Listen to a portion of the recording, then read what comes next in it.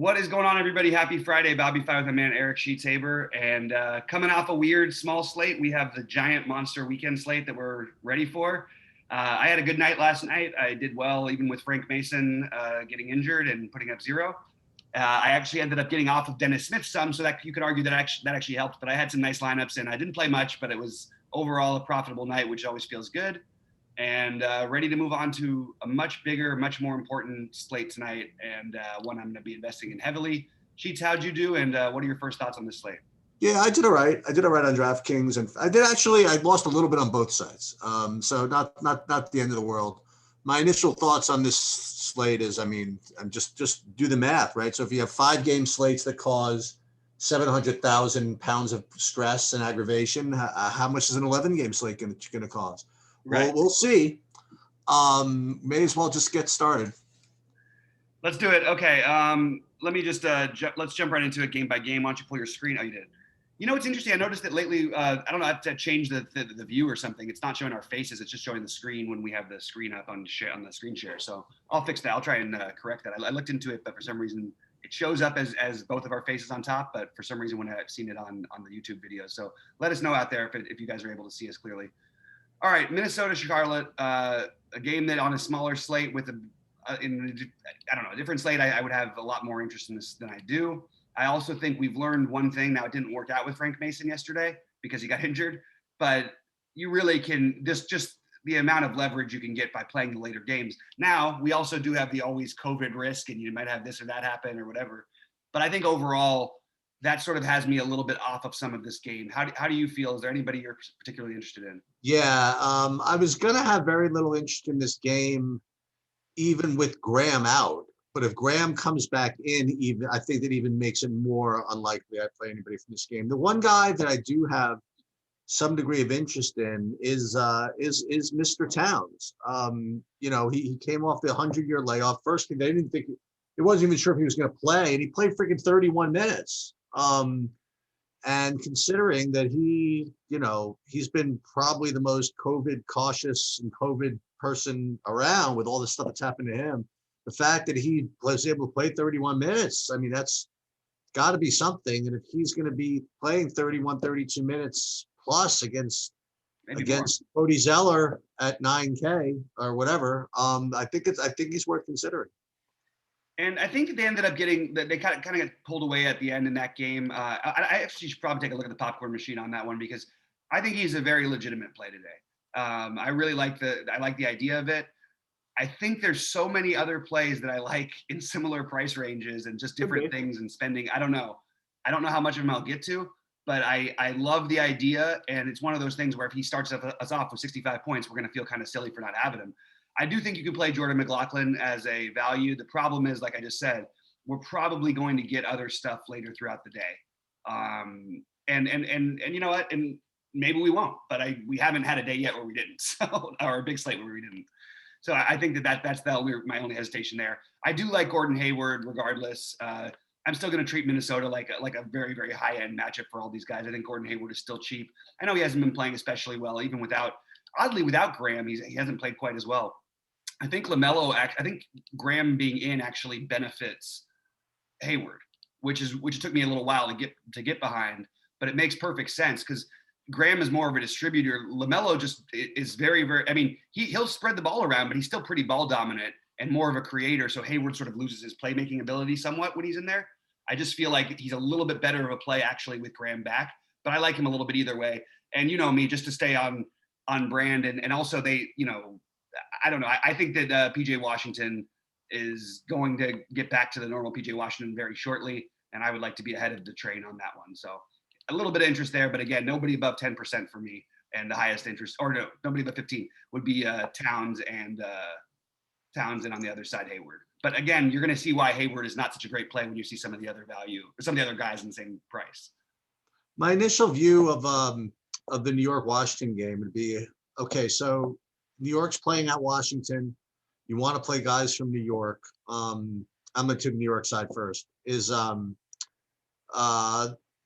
not the issue, but Derrick Rose being brought over. I don't exactly know why they did that. Thibodeau, he wanted his man back. He wanted his guy. Yeah, that's great. And that makes the guards and point guards, shooting guards from the Knicks even less predictable and less fantasy relevant than they already were. So I'm off of that. The only guy I'll play from the Knicks is today is maybe Randall. Washington. So with Bradley Beal out, I even think this was allowed in the United States for Bradley Beal to get a day off for rest. I didn't think that was I thought that was outside of the contract. I thought they required him to play 43 minutes a night and lose all the games, and kill himself. So he's resting. So it's all Russ, and he's going to be probably 100, probably 90% owned in cash. It's very, very difficult to fade in that situation.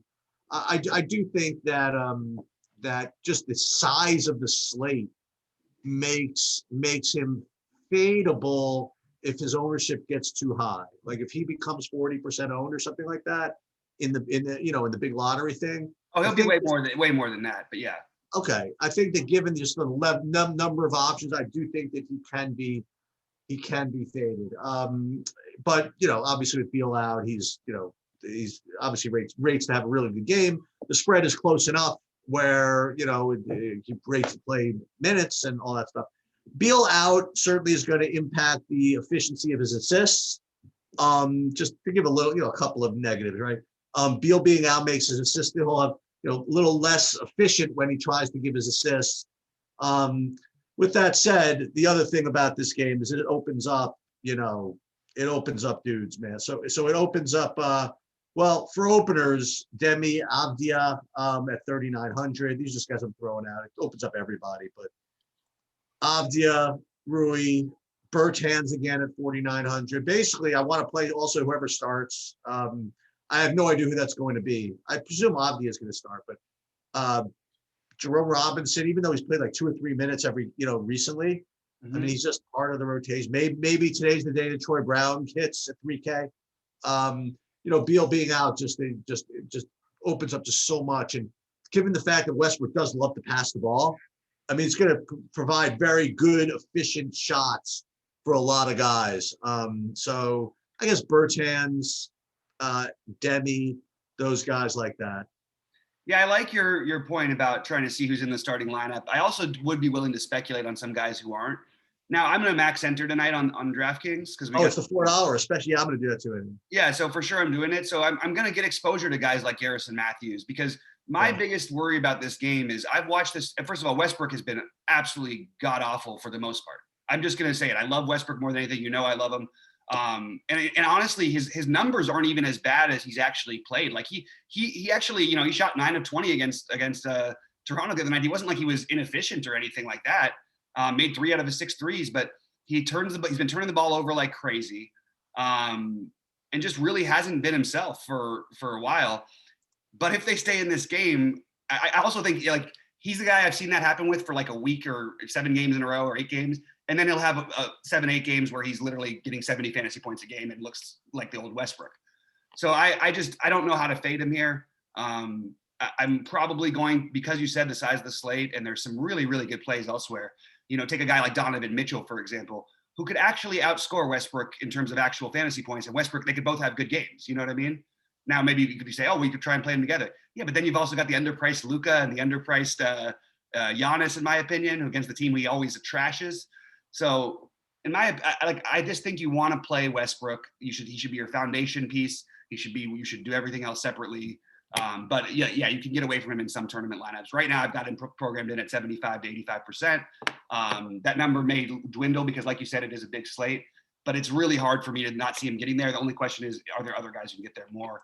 I like the Avdia idea as probably no more than like 10 or 15%, but I do like taking a shot on that value. I'll even play a little bit of Rui because I think they're going to need guys to actually score. And Westbrook doesn't want it. Like, he'll score. He'll score when they need him to score. When they get down big, he'll start scoring. He's not going out there trying to jack up shots. He's actually going out there trying to get his team involved. And I don't know who's going to be the recipient of all the scoring. So I want to take shots on Hachimura, on Avdia, on Bertans to some extent in case he gets hot. But it is really kind of grim in terms of actual offensive production outside of Hachimura and Westbrook. And maybe you're right. Maybe Troy Brown gets some minutes off the bench and we get to see some of that. Maybe Garrison Matthews can get hot from three. So it's still a wait and see speculation. And then also, what if they start Ish Smith alongside Westbrook? That's completely possible. They've actually looked pretty good together. And that would speed this game up quite a bit and make Ish Smith in play. On the Knicks side, it's Julius Randle and then a bunch of confusion for me. I think in that confusion, we have to try and take a shot with Derrick Rose. We don't know, like, what happens if Derrick Rose starts tonight and he might play like 34 minutes. I'm not saying this is going to happen. I'm just saying you have his favorite guy, Tibbs is there. I'm sure he most likely plays 20 minutes and they sort of ease him in and all this stuff, but it's not like he hasn't been playing this season. We've seen Tibbs do this kind of stuff before, like where a guy will come off, an injury and immediately play like we just saw it with what's his name? Burks. He played 34 minutes after an injury. Now they have a lot of bodies, but it's just going to matter of who he decides. But if you hear that Derrick Rose is starting, I think you can feel free to go ahead and take some shots there. And the one thing I'd say is that since Elf Payton became unplayable because of all the minutes going to the other guys, he's 3 out of the 4 nights been on 3 out of the last 4 games been on the winning lineup for the monster thing. So I'm just going to mention him. And then I think Mitchell Robinson seems like a good game environment. I know he's been awful, but I'm just going to take a few shots against Washington because the price is there. And even when he's awful, he's not going to get you less than like 20. He might get you, and I think he should be higher than that. So I actually think Mitchell Robinson is probably my second favorite behind Randall. All right. San Antonio, Atlanta. I presume everybody's back for San Antonio. What does that mean, everybody? I mean, like, there's nobody. Derek White was out the last game, right? Yeah. LaMarcus Aldridge remains out, right? He'll be out, yeah. Yeah, I guess you play Trae Young if you want. I'll go again. Say Danilo Gallinari is cheap at 4,800. Nothing from this. I don't know. This game is not too exciting for me. If you want to know the truth. You like anything here? No, I'm sort of with you. I don't mind Derek White. I think that the sheet, I'm guessing you're going to see him around 24 to 26 minutes projected some places. I think he has an upside to get to 30 minutes there. I also think he takes away, obviously, from DeJounte Murray, who I think is okay. I think they're both okay, is how I would say what I would say about both of them. But I don't think I'm going to get anywhere else. And I do think that if, I think White is worth speculating on. I know it's only 5.2, but they paid this guy a lot of money. They believe in his future. I think there's a really good chance he could play closer to 30 minutes tonight. They do have just a ton of bodies in the backcourt. That's the only problem. On Atlanta's side, I do like Gallinari a little bit. And I want to take shots again on Cam Reddish. I'm going to keep playing him while he's, this low cost. And I know he doesn't get there very often, but he can put up 30 fantasy points and no one in the world is going to play him. The one I'm struggling with a little bit was Capella, because he actually does seem like a really, really good tournament play at no ownership. And we've seen 50s out of him, 60s, 70s. We've seen everything out of him. It's a good matchup. But again, it's just, there's a lot of guys in that, we talk about the Boston guys with no Kemba. You got Westbrook with no, it's just hard to pay that 8.1 for a guy who doesn't have that same excuse. Yeah, I'm going to end up, I think you got to end up paying for one of these Lukas or Jokic's or Giannis's, I think. Yeah, I just think it's going to be, I think they're both phenomenal plays. They're too cheap again. It's just, the DraftKings is weird. Like the better the player, like the more off the pricing is. But it does make it hard because you have to try and jam them in still. Yeah, but they're giving you some stuff. They're giving you Isaiah Stewart. I mean, there's other guys might pop out too. I don't know. Yeah, I agree. So Danilo, but Danilo would be my favorite in this game, and I don't really love this at all. John Collins, maybe. I don't know. These are not the most exciting. It's not the most exciting game to me, but I wouldn't be surprised if any of those guys had a decent game. Just looking elsewhere tonight. Yeah, I'll try to get in Dallas New Orleans. I'll try to get in Luka again if I can. Nothing really. Again, I didn't look really at Fanduel yet because I know Porzingis is always a good play on Fanduel. They just don't. I don't know if he still is, I mean, is he still like 7,500 over there? No, his price has actually been higher on Fanduel for the most part. Oh, okay. Okay. It's actually 8.2. It's just the difference is that it's the lower allocation of salary for 60K salary versus 50, and he's a power forward spot that has been pretty bad for the most part, although it's better today. Yeah, so I like Luka. I don't like anybody else. New Orleans. Again, there's going to be so much of these games where players are out that I don't know if you want to play a lot from these games where players are in, if that makes any sense. Zion, Ingram, I mean, do we have to play these guys today? Probably not, right? You don't have to. I don't mind getting 10% of them. I really don't, because I think that there's a good shot. Like, I think this is a good spot for Zion to get 50. I really do. Now, like I've talked to, and on big slates how that's probably not the right thing. But again, I'm the only way I'm probably playing Zion and Ingram is probably going to be with Luka or Porzingis, and you get the in case of the blowout thing. And I do think that Lonzo's in play too. By the way, Dallas is not playing this slow anymore. They're not playing defense anymore. Lonzo's been really good. I don't think I'm going to end up doing it, but because the price is a little higher than I want to pay. But I think that he's. It's nice to see him playing well. I guess I'll just put it that way. I do like the long shot. You can double punt at center. You could play Willie Hernan-Gomez along with Isaiah Stewart, which I think is kind of interesting. And it's something I like to do quite a bit because it allows you to do whatever you want elsewhere. And if you get that Willie Hernan-Gomez run, I mean, he's playing minutes, by the way. Like, this 28, 19, 7, 18, 18, 24, 14. And that was on a back-to-back. So I just think that there's and he's productive in those minutes.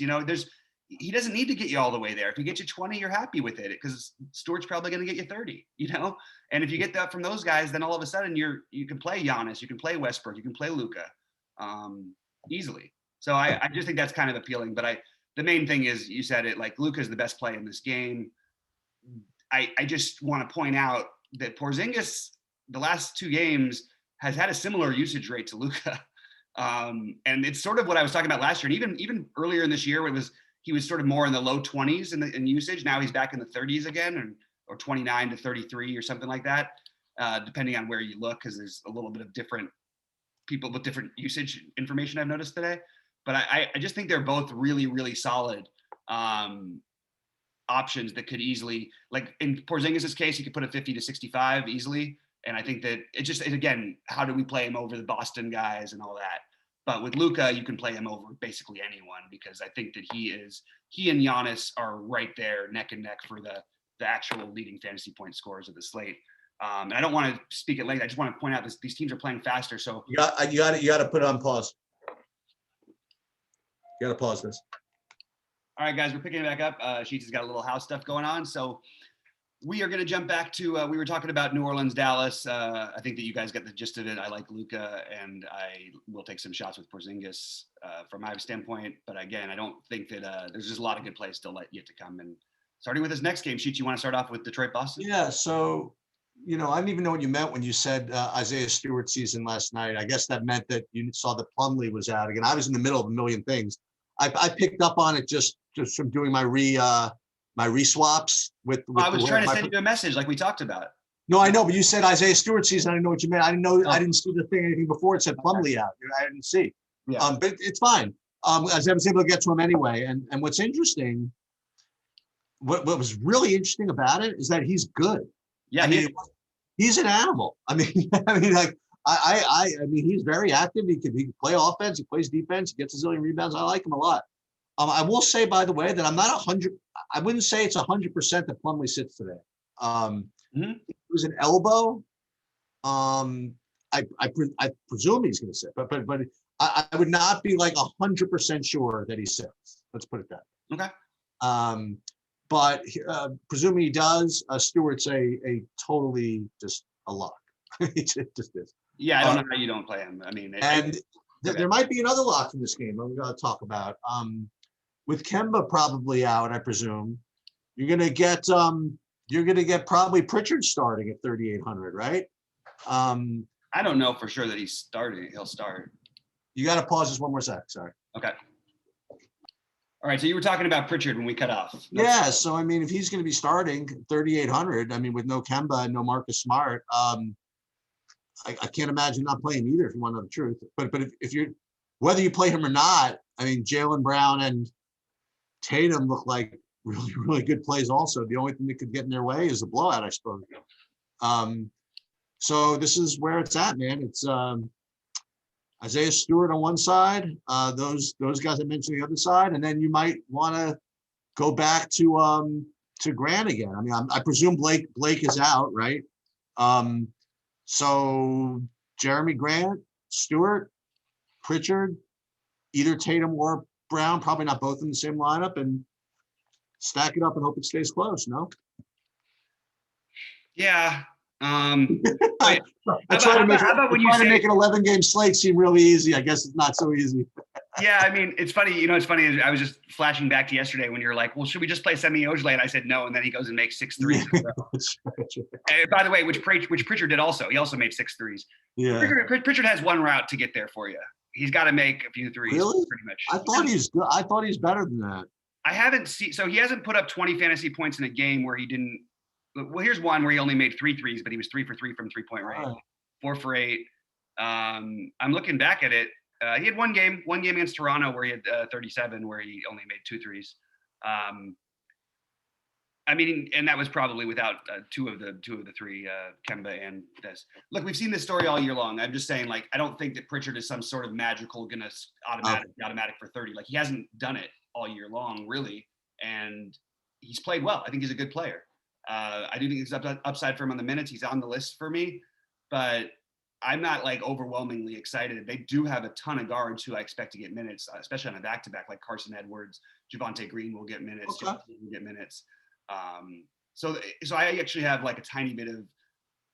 We'll see what happens with Pritchard. If he start, I think he will start probably, but I don't think it's anywhere near a lock. I think you're near lock. Your harder to fade guys are the Tatum Brown combination. Okay. In this matchup, I really like both of them. It's going to be hard because we have some other guys we like at, near the top, but well, I think it's well, I'm going to make the case it's easier to fade the Tatum because you're spending 800, and if the game doesn't stay close, you might have a problem where Pritchard's going to get his anyway. No. Oh, versus I wasn't thinking about those two versus each other. I don't think you should look at it like you should play Tatum or Pritchard. Oh, okay. I don't think Pritchard is like he's not like a he's a good basketball player, but he's not a guy we should expect fantasy production from. I mean, every basket he made last night was a 3-pointer, and he made 6 of them. You got to pause just again. Sorry. Yep. And we're back, guys. Sorry about that. We shouldn't have any. We had some very serious first world problems going on here. What is it? Internet connect? No, it can't be internet connection. No, first world problems. We had to have someone come and adjust the jets on the hot tub. Oh my goodness, that is some serious first world stuff going on. All right, so Peyton Pritchard, I do think I'm open to it. We'll sort of revisit the value, I guess, at the end of this real quick, because I do think it's there's a few different options and different ways you can play value. Cheech, what's interesting though to me is so it's a back-to-back. Tristan Thompson may play, but may be a little bit limited.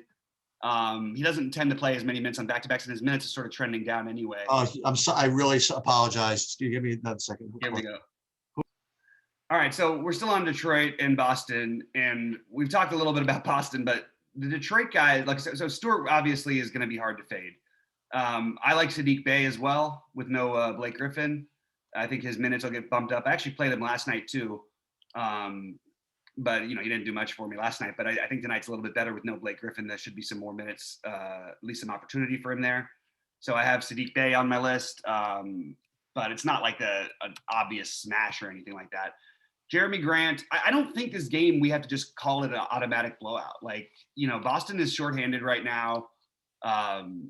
Detroit has plenty of bodies, you know what I mean? So I don't know. So Jeremy Grant would be the guy who I would spend up for here, but Josh Jackson isn't the worst play. He's probably better on Fanduel.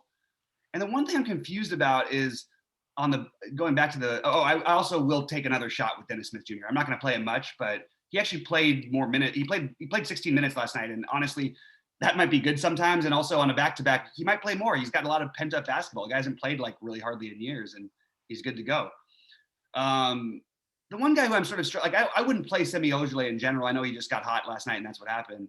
But I'm a little confused about why his minutes projection is lessened tonight. So that was all I was thinking, but I don't really know if I can really do it. Maybe 1 out of 150 or something like that, but probably not the guy we want. Okay, so again, I think this is obviously a really major piece today, and yeah, I agree with you. I don't think there has to be necessarily has to be a blowout, as we've said a million times. I mean, like this is what happens when guys get out or get ruled out. I mean, the other guys pick it up, but this does seem like a rough one. Yeah, I mean, Boston is still a man down too, though. I mean, yeah, Yeah, yeah. Anyway, we can move on to the Clippers if you want to. sure. So Clippers, Chicago,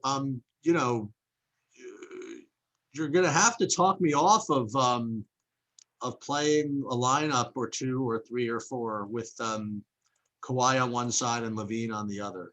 Um, it's going to be probably naturally somewhat contrarian because I'm not going to be able to play Luka if I do that. I'm not going to play Jokic if I do that. I'm not going to play Giannis if I do that. But these guys can go for freaking 100, 130 points between the two of them if things work out. And I'll tell you this: if this game, well, forget it. If this game does stay close, Chicago's been playing well. You know what I mean? Like I'm not worried about them keeping the games close. So I will. I'm going to try some of that. I didn't get too much other stuff from this game, but I definitely feel as though those two are guys that are just completely in play. Yeah, I especially Kawhi. I mean, I think is the real guy you want here. Yep. But I'm good with Levine too. I just don't know how to. It's going to be hard, like you said. You have to sacrifice some other positions. Yep.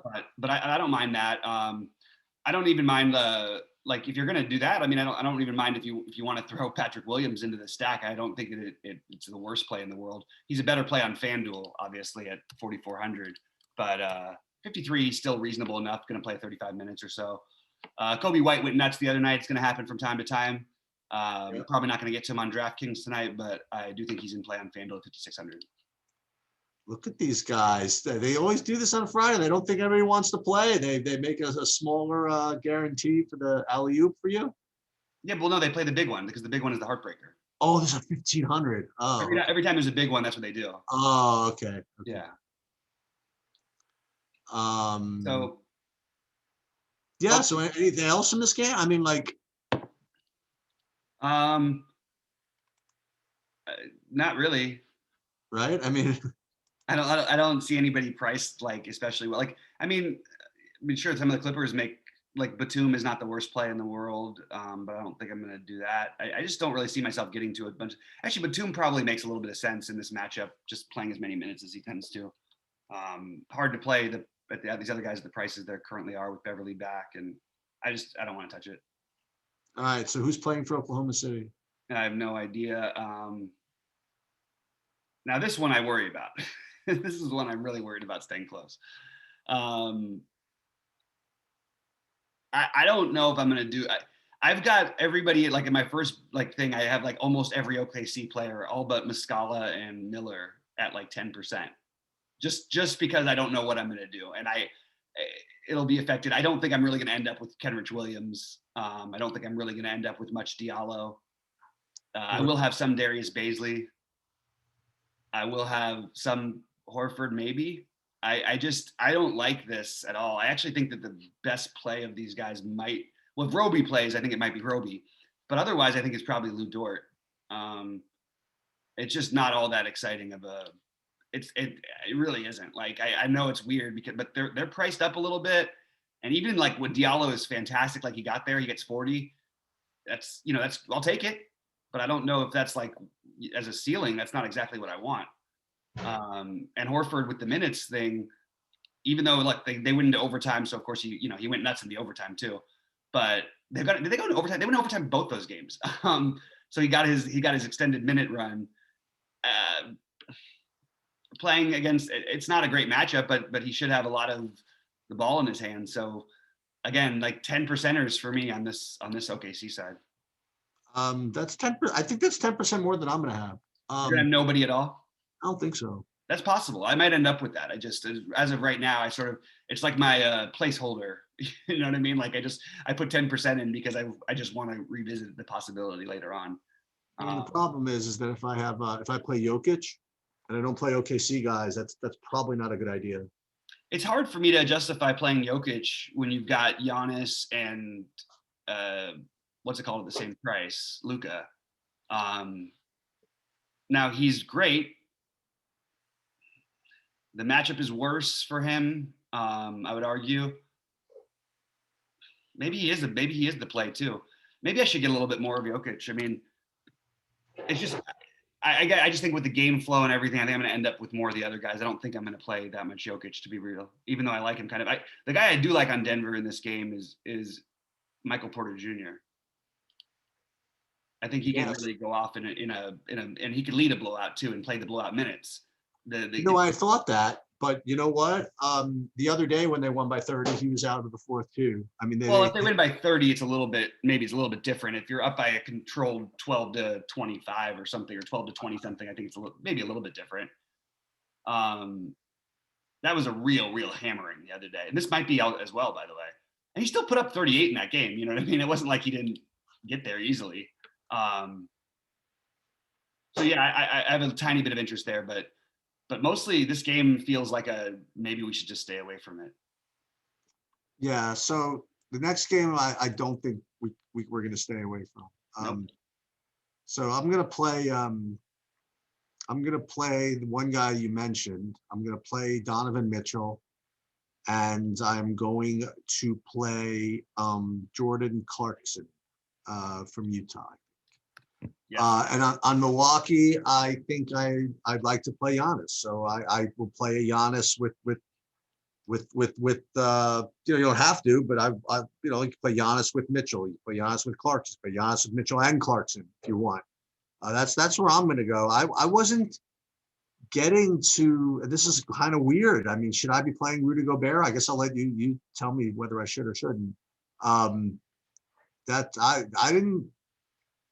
I don't have Rudy Gobert anywhere near. Maybe I'm missing something. He's okay. I don't think that it's a must play or anything. I like the price on him. I keep pointing out with Gobert, the everything with him is misleading in terms of his production and why his price stays low. Basically, they blow everybody out. Utah, like literally more than like 70% of their games are sort of semi blowouts. So there's 30. You see all these games. He had 6 games in a row where he didn't even play 30 minutes, which is just not real. He's a guy who's going to play 34, 36 minutes in a close game, but they blow out so many teams. Now, Mitchell sometimes gets some of that run, but Gobert doesn't tend to. I don't mind that little Gobert, Mitchell, Giannis, if you can get there. It's going to be hard to do with Westbrook too, but maybe you do Clarkson and Gobert with Giannis. I also like Chris Middleton. Chris Middleton they've really been running the offense through him without Drew Holiday. I mean, you look at it, 2 games without Drew Holiday, 23 assists. 12 and then 11, and I can definitely see him beating Utah from the outside if they're going to keep running things through him. I think he's got a ceiling up around 60, and I like both those guys, but I think I would just probably rather play Giannis, and if I can. I mean, again, it's going to be hard to weigh these guys, and we'll do that in a minute, or at the end, but it is hard to weigh them. I like the Mitchell Giannis part of this game the best, and I like Clarkson just behind them. Yep. I do think that taking some shots and maybe being open to Bryn Forbes playing a ton of minutes. And again, it's a pretty good game environment. Milwaukee's back to playing fast. Utah's playing pretty fast without Conley. And the defense is not as good either. So I just want to point out also, like, I know this year you only put 53 in the first game, I think, Giannis, but he's put up like 75 against this team like every year, and they only play twice a year. So it's a different team, obviously, but it sort of has more of the same staples than most teams do. So I don't really know how they match up right with Giannis. Like they put Gobert on him. They could try that. I don't think that's what they'll do exactly. Well, I don't know. It's going to be weird for them to try and guard him. But it's always like that with Giannis. So Giannis is definitely a guy I want to have like 30% of tonight, and Mitchell probably in the same range. To me, this is a tough game. Yeah, I'll tell you who I don't want to play, but this is who I might end up playing. So you have DeAnthony Melton out, you have Desmond Bane out, and you could play Tyus Jones at 4,300 maybe. That's the first guy I was going to play. And then the second guy I was going to play is going to be Gorgie Dieng at 4K. I wasn't getting to the spends. Am I Am I scared? Am I missing something? Should I playing Valanciunas? Should we playing Moran? I just did. I don't know why. My first run's just not getting there. And I'm not getting to LeBron either. Yeah, I wouldn't play. I mean, if you play Gorgie Jang, then you're double punting center with him and Stewart, and I'm not Yeah. going to do that. Okay. Gorgie Jang doesn't really have like a. I mean, what's he going to play? 18 minutes, maybe. I don't know. I don't love that, but I do think that he's gotten there a number of times. And but even if he does, like 4K for his center, like give me Harry Giles at 3K and a back-to-back for them, and I'll take my shot. Right. I know that sounds stupid, but it's something I'm considering. Ja Morant is a great play tonight, in my opinion. Okay. I think the minute projections with him are just bizarre. Everybody always has him right around 30. He just played 37 the other day. Even as he's been off this year and they played him limited minutes and he's had the injuries and his shooting has been terrible, he's still averaging 5x of what his price tag is. And the matchup is definitely better if Davis is out. It's just hard. Again, it might be hard to get to him. I still think he's a guy you want to try, and I've got him scripted in at 15 to 20% right now. I don't know where I'll end up with on him, but I do really like him. Again, there's a lot of good plays that's tempting to just go up to Mitchell and try and go for the 60. But I mean, really, like Morant has the ability to put up 50 here. I think he's interesting. On the other side, we don't know what's going to happen with the Lakers, right? Like I think that it would make sense if they just wanted to rest Davis, but they haven't been playing well without him. I could see it going either way. Honestly, if Davis plays, I think he's a really, really good spend up. I think that he's a really good option. Like you think about him versus a guy like, and by the way, and I like Levine. But Davis should be able to destroy this front line, shouldn't he? Like, and if not Davis, LeBron. The problem is we just named a bunch of really expensive guys, so I don't know how much of them I'm going to get to. I just think that they're good plays. I just don't know that I can get there. I didn't mention the Memphis value. It's all sort of scattered. Like maybe some Grayson Allen makes some sense. He should play some minutes tonight. That's interesting. I think that Conchar has gotten hot before, and he's minimum cost. So again, I don't think it's not really my kind of a play, but some people might be interested in that. You mentioned Gorgie Jang, who I'm not as crazy about. I would rather probably play Xavier Tillman over Gorgie Jang. First of all, he's power forward eligibility. He's going to play more minutes, and he's more productive in those minutes for the most part. So Tillman would be my preference, but usually has been more productive, I should say, until the last 3 games. And Tyus Jones isn't particularly exciting to you? No, he's fine. I have him on my list too. I don't, like we saw Tyus Jones fail. We've also saw him succeed, but we saw him fail at certain times without Melton, Bain, and what's his name? Ja Morant. So now we have Ja Morant there still. I think he's in play for sure. I got him on my list as a value play, but I'm not as I don't think he's like a lock or anything. I do think Caruso at minimum cost, if he's eligible, if he plays tonight, just another guy on this list. And again, I'll sort the value at the end of this because there's a lot of just long shot value with some really good value.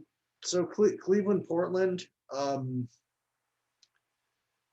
Lillard had, I guess he didn't score that many fantasy points yesterday. He missed every shot. Okay. He was great too. I mean, he was killing it for the whole day for me. And I had Lillard and Curry together, and it was looking beautiful. But he was 6 for 21 from the floor. Yeah. So I like him. Didn't really like anything else on Portland. Cleveland. The good news about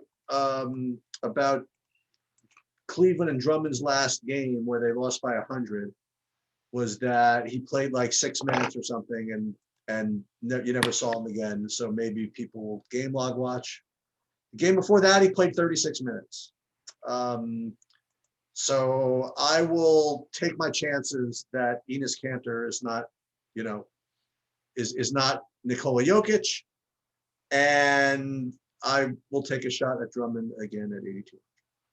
Well, we were really on point with that Ben Simmons call yesterday, though, too. I had that. Ooh, yeah, that's what almost got me. I'm telling you, I almost won a single entry last night, and that was because of Simmons. Oh, that's sweet. You probably would have won it with my lineup because I had the Curry, Lillard, Simmons, but then I also everybody else I had, and I didn't have. That was one lineup I didn't have. What's his name? Frank Mason, and it was just I mean, it looked like it was going to just smash, but then Lillard kind of fizzled at the end. I like Darius Garland a ton in this game. Okay. I think this is a really good matchup. Much less interest in Drummond than you have. I'm fine with him. It just feels like on a giant slate, we're speculating. With Stewart at center, particularly. I mean, was that? Yeah, with Stewart already at center. Drummond is not cheap. Like, I mean, he's put up decent games at this price recently, but not that many. right. And he's fine, but I just would rather, I'm trying to find a way to I'll play Garland and Sexton because their prices, which I like both of them. Even Jared Allen, I have some interest in because I think they will play them together a little bit, or more than a little bit. And then Okoro's your value for plays a million minutes, and it's actually a good game environment. So maybe Okoro can finally get there for you on this kind of game environment, but probably not going to do it myself. Just throwing it out there. I do like Lillard. I like Lillard and Garland are my favorite in this game with Sexton just behind. And I am going to say that Anthony Simons on a back-to-back is one of my sneaky plays of the day. Ooh, that is pretty sneaky. So my thinking is that also it's a back-to-back. He's starting to get his minutes back after, like, you remember he had the injury at the game he missed, and then he just really hasn't. It's like sort of the minutes and usage have kind of fluctuated. But we could see easily him jumping back into that 30-minute role or 28-minute role like he had at the beginning of this. And I just think at 4,100, he's the 20 minutes he's projected to play could easily become like 24, 26, 28 maybe. Maybe even get back to 30, but it's unlikely, but it's possible. I also think Cantor's going to be less effective on the second of a back-to-back, which gives me some interest in Giles. And as gross as it sounds on a big slate, I don't think I'm actually going to do it, but I don't think Gary Trent is the worst play in the world. I expect Lillard and I expect Lillard to shoot the ball a little bit better and run a lot of things through him. So I really do like Lillard tonight. I put Lillard right there with Kawhi in that same price tier, and I think they're really close. So one of the reasons why I was able to do okay yesterday, especially, and this was not due to anything I knew. This was literally I just late swap using projections that I just uploaded at the last minute. As I was able to get to all those Orlando guys that I never ever. I'm telling you, I never would have played. I mean, all those guys. I remember I said Ennis would be a great play if all the guys were out, and I didn't play him. It was Ennis and Bacon. Like whoever else got there, and Ross. I mean, I ended up with as much of that as I could get, so that was fine. It's kind of I mean, it's not like their fault. It's kind of ridiculous that like they're gonna have all these guys questionable again, just hours after lock. It's very, very difficult. I will. This could be the lazy way of saying it or the unlazy way of saying it. So on the one hand, you should wait and see what happens, because if you can get guys that are going to be really super cheap in an 8-man rotation against in a fast Sacramento game, it's probably something you want to get. But the lazy way of looking at it, which I really hope I don't stay lazy, is if all these guys are out again and they're on a back-to-back, they're going to get run right out of the gym and they'll play none of them. Right. So that is probably the lazy way to approach it. But it's certainly a game that you're just going to have to watch the news, because if you get a same situation with all these guys out, you get like Terrence Ross and all these other guys still pretty cheap against Sacramento. God forbid Vooch plays well enough to keep the game close for everybody. It's going to be tough to fade. Speaking of which, Vooch at 9,400. I mean, how do you end up doing yesterday? Played 38 minutes. He put up 50. Put up 50. Struggled. He put up 50. Put up 50. So there's that, and then back to Whiteside season, I guess. I don't know. Another cheap center. If you don't want to play, now if you don't want to play, you play double punt him with Stewart if you want. But who else in Sacramento? Anybody play more centers? Rashard Holmes?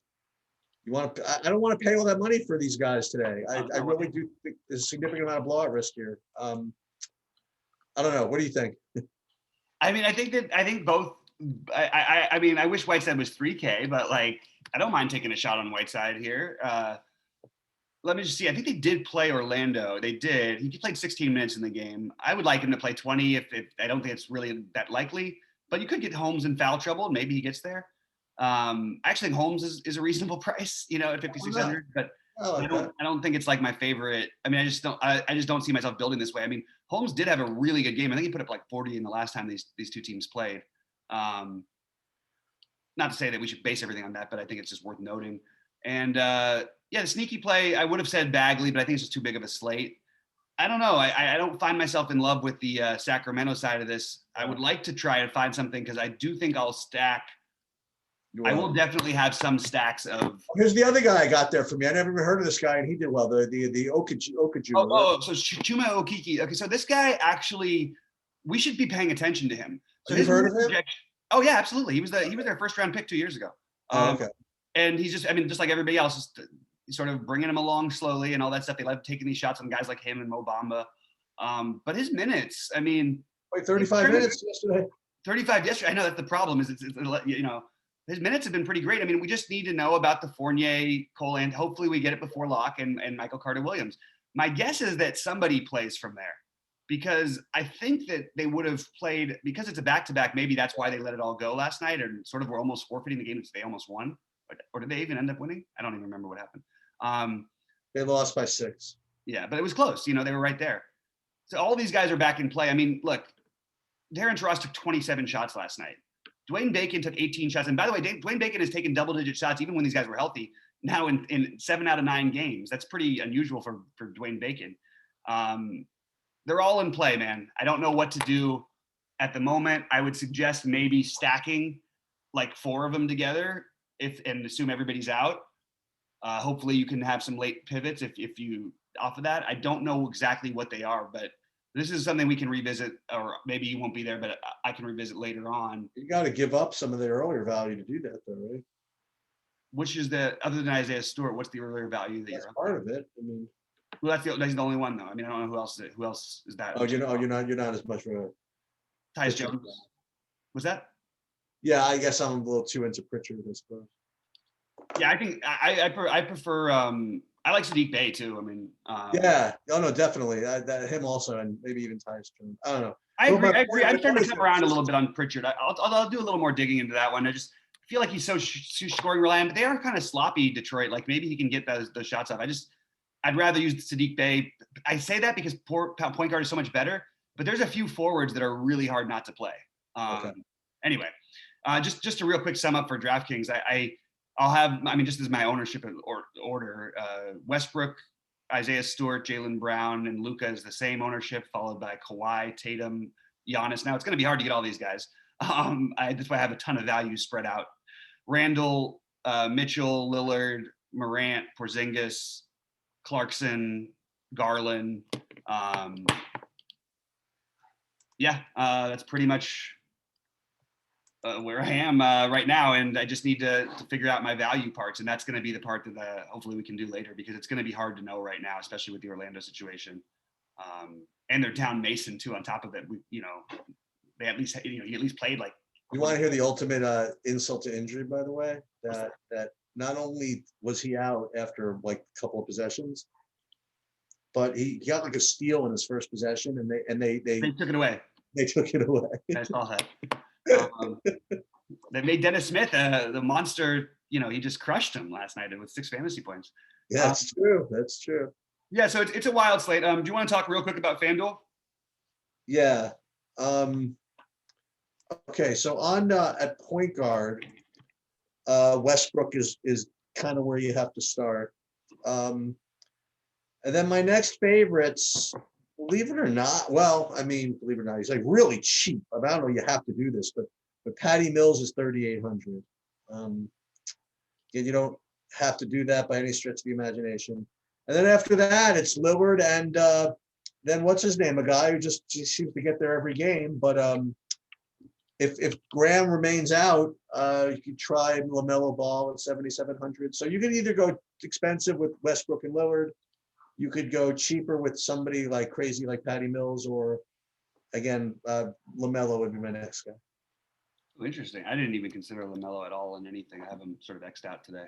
I just don't like playing. But I do think LaMelo always has a ceiling, obviously. 77 seems reasonable. It's Westbrook and Lillard for me. Okay. Makes sense. 1 and 1A, or no, 1 and B. 1 and 2. I don't know who to pay down for. Who did you say you were paying down for? Patty Mills, maybe. Yeah, maybe. I mean, I mean, you should be paying up. You know what I mean? I'm just saying. We should be spending up. I honestly I'm looking at everybody here and like maybe Darius Garland or Cole Anthony if he plays. Nah, you should be paying up. But I'm What just about saying. Derek White though? If you're gonna pay down, I think you should play Derek White over Patty Mills. Okay. All right. Fair enough. But yeah, I think you want to pay up. But I honestly don't like. I'm just surprised there's not more guys. I don't like hardly anybody here. Maybe Kobe White. That's another one who you could do some business with. Maybe Pritchard is okay over here if you're going to pay down. I don't know. I think I'm probably paying up, and then obviously Luka between Luka, Westbrook, and Lillard, I imagine that'll be most of my point guard spots.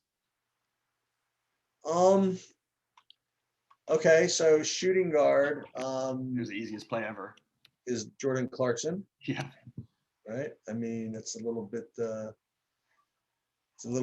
ridiculous, but you have to put 2 in, right? So the next one, I guess, would be, you don't have to go too far. You can play Donovan Mitchell. You're going to play them together? Sure, why not? That sounds terrible to me. Yeah. I mean, there's just no correlate. You couldn't have guys who correlate worse together. They can both get there, but they just don't. It's the exact opposite thing for me. All right, well, if you don't like any of that, you know what you could do then? If you don't want to correlate that, you can go correlate this. You can correlate with Zach LaVine, maybe. How about that? Zach LaVine, or a guy who just is still on my shit list is DeMar DeRozan. Yeah. So we're a little bit different areas here. I like Colin Sexton. He was going to be literally the next guy I said. So yeah. Yeah. Sexton, Clarkson, Herter, Josh Jackson. Those are my main guys. Terrence Ross, if those guys are still out. Oh, and Mitchell, and then Ross also. Ross is actually Ross. Even if they're in, I'll probably take some shots on Ross. I mean, you could play him and you could spend down on him. He and Clarkson, do whatever you want at point guard. I don't mind that at all. Look, there's too many bodies to do this, but it is going to be tempting to want to play some of these Knicks guys who are so cheap, but like Burks at 4,400. But I just don't think it makes any sense. I do think that playing Cam Reddish in his minutes, that could pay off. But obviously lean Herter. Herter's been really good, by the way, like really good. So yeah, I think that it's in order for me. It's Clarkson, then Mitchell, but probably not together. Ross, Herter, all in the same ownership, and then just beneath them, Jackson and Sexton. You could tell your grandchildren you paid 20,000 for the combination of LaVine and Leonard. Hey man, it's not the worst. Look, it's the funny thing about LaVine. We all think that his price is too high, but he's actually like, if you had to create a guy who's the best tournament play of all time, he's the guy, right? One of the other sites has this new, they look at some prop bets and stuff like that. And the other day, like LaVine, they were one of the prop bets was which player was the favorite or prop bet to score the most real life points on that particular slate. And there's like a whole bunch of guys, and LaVine was minus 150, and like there was a whole bunch of like stars like Luka or whatever it is, like all these guys that were like, obviously better fantasy players. They were all like plus this, and people are like, well, I don't know if I can lay 150 on a slate like this with LaVine. LaVine, they scored like 50 real life points or something like that. I mean, like he always has that in him. You know what's crazy? He's actually, I also was real quick about him. He's good. I'm not going to accept any more nonsense about how Zach LaVine sucks and all these guys, all the NBA trendy guys love to say it. Oh, he's inefficient and does this. He's actually been incredibly efficient too. Like he's a good basketball player. He takes it to the rack more than almost anybody. Yeah, he attacks. He has unlimited range. Look at his shooting games lately: 17 for 25, 15 for like. It's not like he's shooting 35% from the floor. Hey, and he grabs boards too. Yeah. Yep. So as I was leaning over, by the way, to that's why I was doing that to small forward. I do like Kawhi. And then the ugly pay downs you could do. Gallinari at 4,100. Maybe your idea. Maybe Michael Porter Jr. again. Mm-hmm. Garrett Temple almost won me a lot of money the other day. I have some Garrett Temple tonight. Yeah, I had him on Fanduel the other day, at 0.7% ownership. And it's tough, man. It's tough when you need him because, you know, his role, especially down the stretch, is to stand in the corner. So it is a little annoying, but you know, that's why he's 3,900 or whatever the hell he is, you know what I mean? But he got his minutes. He was out there. But for me, I don't know, it's going to be, boy, who else? Jaylen Brown? Joe Ingles. Hello? Who'd you say? Joe Ingles. Yeah, I guess. Yeah, I think that's the pretty obvious Yeah. good chalk for me. Yeah, I like it. I don't even mind if you play him with Mitchell and the other guys at these prices. Or So he's okay to correlate. you can play Mitchell and Clarkson since Clarkson's so cheap. Sorry, Sheets, go ahead. I didn't mean to interrupt. No, you were saying you didn't want to play Mitchell and Clarkson together. I don't think it's that bad. Now that I think about it Ingles again, and Clarkson are okay. well, it's because of the price on because Clarkson doesn't need to get 40. You know, that's what I'm usually counting on him trying to get. Like if it's 6K or something, you want to try and get the 40 out of him. But now you only need 30 out of him, and you can get 30, and Mitchell could put up 50. That's not a problem. I don't know if it's optimal, but I think that it's not a bad route. Yeah, small forward is kind of weird. I think that people might not play as much Jaylen Brown over here because of DraftKings, his DraftKings price maybe, but I love Jaylen Brown still. Nothing's changing there. Chris Middleton, again, solid guy I like. Don't really have a bunch of guys who I'm in love with. I think Ingles will be my highest owned as of right now, other than he and Brown probably. And then I'm going to get back to some Porter. Denny Avdia is even showing up a little bit. So is Nicholas Batum, but it doesn't feel great, I guess. And Gallinari, I do think Gallinari will see a better performance out of him as he starts getting more and more time and more comfortable. So I guess it'd be him. But again, this is the position I would not be trying to put first. And I do like your Kawhi thing that nobody's going to play. By the way, he almost did it for me the other night. Like he put up a monster game against Minnesota, and I was surprised that no one played him. Kelden Johnson. There's a lot of like okay plays here, but nobody I'm really excited about. Power forward, you know, sometimes, you know, in North America, the fall is when the summer is, and the spring is when the fall is. But DraftKings and Fanduel, it's Isaiah Stewart season on both sides. I mean, he's 3,600 here, which is to me, you have to play. So I like him, and then I like Giannis plays. He's pretty good at basketball. It's 11K, but you know, he's still really good at basketball. So consider we like Clarkson, we like Ingles, maybe we like Mitchell. It seems fair to me to try to play Giannis. So for me, I think that's my first, really, this is like my first look at it, would be Giannis, and then pay it all the way down to Stewart. So for me, I like Stewart and Williams as both as pay downs. I really like Williams at 4,400. And I love Julius Randle. He's my probably will be right there with you. That's something. That's good. I think Julius Randle's a great, like he's 8,600, man. He's gonna, I mean, he should put up 50 against these guys, in my opinion. But maybe you could argue that Giannis is a little bit of a better play because the Westbrook, like there's just a couple good spend ups at point guard, and there aren't. You know, you have spend ups, but then you're paying a little bit more for Tatum over here, which I don't mind. You know, I don't think it's bad. I just don't think there's anybody to be in love with. I mean, maybe you could take a shot on Bertans at 4,200 if you wanted to pay down and didn't want to play Patrick Williams. I think Porzingis though comes back into play for me. I like the matchup a lot. Not physically directly with him. I do. The thing that worries me about Porzingis is this feels so much like a Porzingis gets into early foul trouble game, doesn't it? Like against Zion, like I just don't know how that's going to work exactly. I think they'll try and keep him off of him. You think so?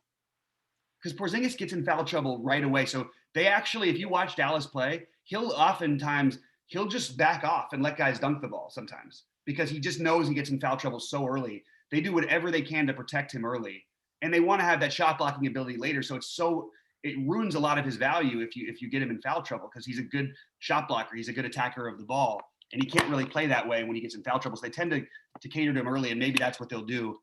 Otherwise, I do worry that he's just going to get – I mean, I've watched Zion play against everybody in the NBA by now, and I haven't seen anybody he didn't manhandle. He's manhandled absolutely every one of them. And I don't see a 7'3" skinny white guy being able to stop him. Even though I like Porzingis in general, I guess that's okay though. I'd still rather play a guy in GPPs where my biggest concern is going to be foul trouble. Although he does hit it often, I just think there's a really, really good chance he could.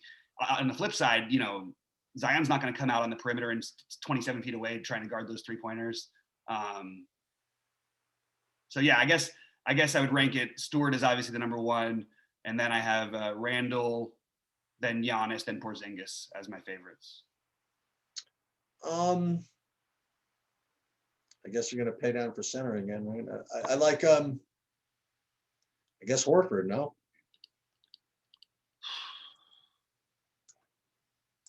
Yeah, sure. Yeah, I'm with you. I don't think so. I don't think so, to be honest with you. Who do you play then? Who do you pay up somewhere? Cody Zeller's really cheap. Like, That's the other one I was gonna suggest, but I figured you'd yell at me. no. It's different when Cody Zeller's 6,100 and everybody's talking about playing him. I guess. You know, it's a little different. But I actually think you should be overspending at center. You should be playing Vooch. There's plenty of money. You have plenty of money on this. I mean, we just named a bunch of. Right, unless you don't have to play Kawhi, by the way.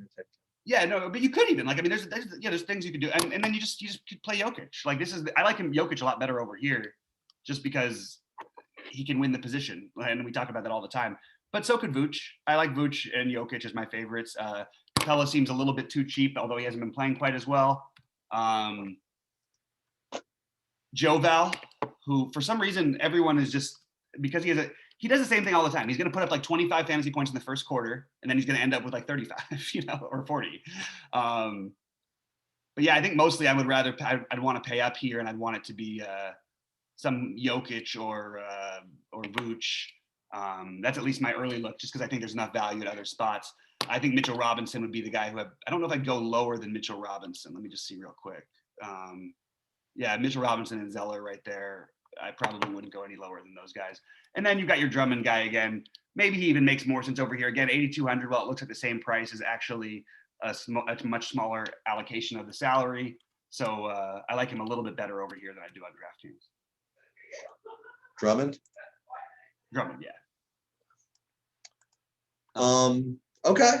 Yeah, I think we're pretty good here. All right, guys. Well, I will be with you guys at 6 Eastern. Hopefully, Sheets will be with me.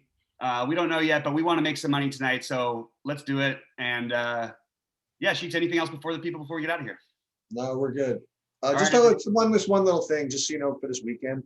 I'm gonna drop. I already recorded it. I'm gonna drop a couple of of alternative sports stuff into Discord. I'm not gonna make a big deal about it or tweet about it or whatever. Okay. But everybody's been into the MMA stuff, so I did make a quick MMA video. I'll do maybe an NASCAR. But just people are gonna hear what I'm doing, and I'm not gonna be around much for everybody. Just so you guys know, it's Valentine's Day Sunday, right? So make sure that you take care of who you got to take care of for Valentine's Day. As I tell my kids, my son, there's two rules. Rule 1, keep the ladies happy. And rule 2, you're thinking of not keeping the ladies happy, see rule 1. Well, yeah, as a single man, I can attest to that too. No, I'm just kidding. All right, sounds good.